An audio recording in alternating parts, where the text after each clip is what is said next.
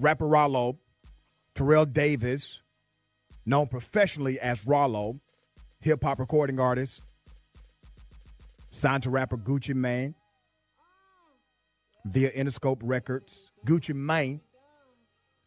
And Famerica Records is a record label. But let me go to Ralo. I've always known and heard Ralo in positive spaces, doing things in the community. Ralo, thank you for doing the show today. How are you? How you doing, brother? I'm doing good. I feel like the biggest and the best. I'm happy, smiling ear from ear. How is it? What's a day like where you're at right now? I mean, you wake up in the morning, if you got some money, you get on the phone. But I wake up in the morning, I pray. I pray 5 times a day. I thank God for the lessons and the blessings He put us upon me, and I pray for my family and things of that matter. And, I hop on the phone and I handle my business, like what I'm doing right now. Ralo, what have you been charged with or accused? Possession of marijuana with the intent to distribute. And how much are they saying in this allegation that you possessed? I mean, in the complaint, and they trying to say that it was a lot of marijuana. They saying it was on numerous occasions. What they saying in the media and on the news is what they them the 2 charges that they say, but they seeking more prior events. So, for right now, they got me for 4 counts, around $4 million worth of marijuana. On that particular day you were arrested, what happened? I can't really speak to that event because, it's still a pending investigation. Mm-hmm. So whatever I say, they can use against me in the court of law. When you were arrested for this, there was another situation, a raid on an apartment complex that you owned. So they raided this property connected to you. Do you know what the feds were looking for at the apartment complex? That was the only raid that y'all seen because it was on national TV or whatnot. Mm-hmm. But they raided all the houses that I own. You know what I'm saying? They raided my mama house. They raided my old lady house. They raided my Pakistan community.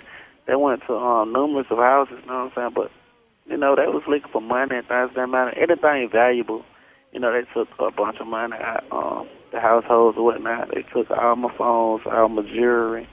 And, my mama don't have weapons and stuff. They took that also. And my security guard had weapons. In Pakistan, they took those. And they just were looking for valuable things, They big on guns, so that's what they were looking for the most. Wow, so that's something new. Yeah. Not only did they raid your apartment complex that you own, but basically every other property connected to you in any way, they raided those as well. Did they perform these raids at the exact same time? Yeah, they hit everybody at the same time, 3 o'clock in the morning. So, they had a whole bunch of law enforcement. So, they just saying $2-3 million on the news, but these folks actually, froze a lot of my accounts and things that matter. And, they impounded all my cars or whatnot. They just show you that they just don't want to see a black brother with nothing. So as of now, they have frozen your accounts, they've frozen your assets, they've repossessed your belongings, your items. Yes, sir. Let me just ask this question. How's your mother living? How's your family living if they were connected to these properties? I brought my mom's, my manager, which is my best friend, and my kid's mother. I bought all them cars on Christmas or whatnot. I always take care of my people or whatnot. They really attacked everything that they seen me doing for people. The apartment complex. That wasn't for me, you know what I'm saying? That was for the people in the community that didn't have nowhere to go. I ain't never got paid any rent money or nothing like that. My mama, they ain't take all the properties in there because, that's a long time court. Like, we got to go to court for years about that, you know what I'm saying? They just put a lien on the property so I can't sell it or nothing like that. But my mama still staying in her house. But, she need transportation, so I had to pull one out, and I had to go get older cars that I had, you know what I'm saying? But a lot of that, You have 1 minute remaining. I may have to call right back. But, yeah, let's do that. As a matter of fact, we're coming to a break. So, Ralo, just go ahead. We'll end it now. Call me right back, and we'll get you on the other side of the break, okay? All right. Give me 1 minute. All right. Thank you, man. I appreciate it. Okay, Ralo will call back. When you're in federal lockup, you have time frames that you can talk. You can't go beyond those time frames. So we'll make sure he calls right back. Interesting. We got more. 404-892-2703. You're getting real with the realest man on radio.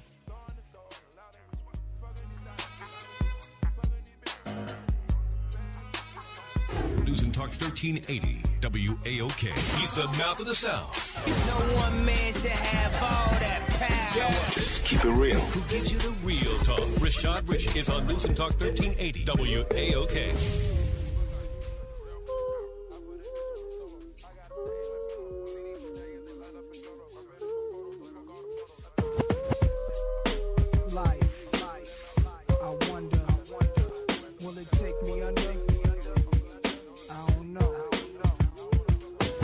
What's happening? Welcome back. You're still getting real with the realest man on radio. I'm here interviewing rapper Ralo. And Ralo, very popular rapper. Real name Terrell Davis, known professionally as Ralo. He has been charged by the feds, crimes related to drug trafficking.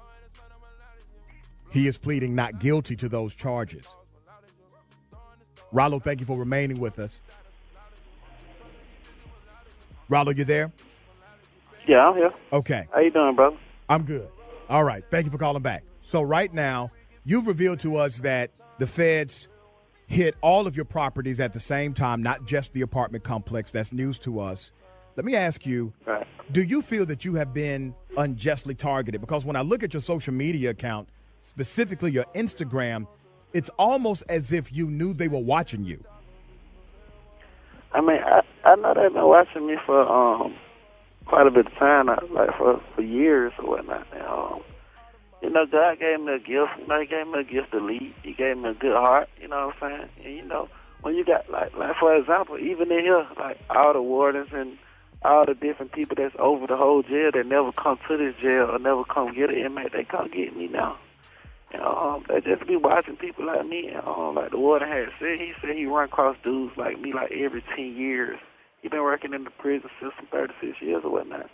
And it's just when he got people like me that come and help the community, you know, you can name those type of people by hand. You got your Malcolm X, you got your Martin Luther King, you got numbers of people. You know what I'm saying? I turned all my wrong and I made it good. You know what I'm saying? I see what was going on in my hood, you know. I grew up around them with drugs and stuff all my life. And I turned my bad and made it good, you know what I'm saying? Like, I always had a heart. I never smoked. I never drunk a day in my life. And, you know, when you're doing good for the community, they don't like that. They don't like to see people buy stuff and look out for others. They don't like to see us at the dinner table eating together, dog. They don't like that. When you got that going on, they coming for you. I don't care who you is. Let me ask you about your life, because you've alluded to it a little, but I want to know about your life. Tell us about it. I mean, you know, I'm a Grady baby. You know, I'm an original Atlanta kid. You know what I'm saying? I was born in Grady Memorial Hospital. I'm from a neighborhood called The Bluff, when The Bluff was The Bluff. You know what I'm saying? I'm a 90s baby. I'm very young. And, you know, my mother, she was like 34, 35 when she had me. My pops, he was 52 years of age. You know what I'm saying? So I got an old soul. You know, my dad died at the age of 70 or whatnot. Him and I didn't ever have a relationship. Because at the time with him, me, my mother, you know, he was her sugar dad or whatnot, so it was about the money. So my mom was a drug dealer, my dad was a drug dealer, you know. My mom did drugs herself. And, you know, that's all I seen them doing, you know. I was raised in this one-bedroom house. My sister, as well as my other 3 sibling brothers, my grandmama, my daddy, you know, we had a one-bedroom shotgun house in the Bluff. And, I was raised there all my life, and you know, all my friends was only crackheads, the drug users, you know, the heroin addicts and stuff like that. So I was born in it, you know what I'm saying? It was never a moment where I seen people have jobs. Nobody around me ever had a job. You do a lot of work with young people. As a matter of fact, that was my introduction to you, was through your community service and through your action for young people, especially in Atlanta. Big Haroon and the Street Groomers all speak very highly of you. And you do a lot of great work, and they respect you tremendously. When I talk to young folks in schools around the A, man, they asking about Ralo. They want to know what's happening with Ralo. What inspired you to do that? Why do you work with youth? I mean, when I was younger, when I was going to school every day, I never knew that people had their own room and things. That matter, like other kids had their own room, and I thought everybody had to share rooms with their siblings and their parents. I thought everybody's parents sold drugs. You know, you only know the things that you see when you're that young. You smell me? So when I came up in the game or whatnot, I wanted to show people, like, look, that ain't what's going on everywhere. Like, it's another side. It's another world. You ain't got to be no drug dealer, dog. You ain't got to be, everybody ain't got to be that. You know what I'm saying? Like, I personally tried my best to graduate from school. Like, I ain't stay with my mom. I had my own apartment when I was 13, 14 years old. I still woke up every morning and made sure I go to school. But, you know, streets caught up with me. You know, I started getting arrested and things of that matter. So it kind of made it hard for me to go to school because I was behind 3-4 months after doing time in jail. And, like, I just didn't want that same thing to happen to no other child. You smell me? And if people looking up to me, like, I know how much power and influence I got over the community. And if I can lead them in the right direction, I think that's what I should do, because other rappers of my generation that was rapping at the time, they never told me it was wrong. They only told me, let's get it. Let's trap or die. They only told me to do that. So I want to trap or die. I want to let's get it.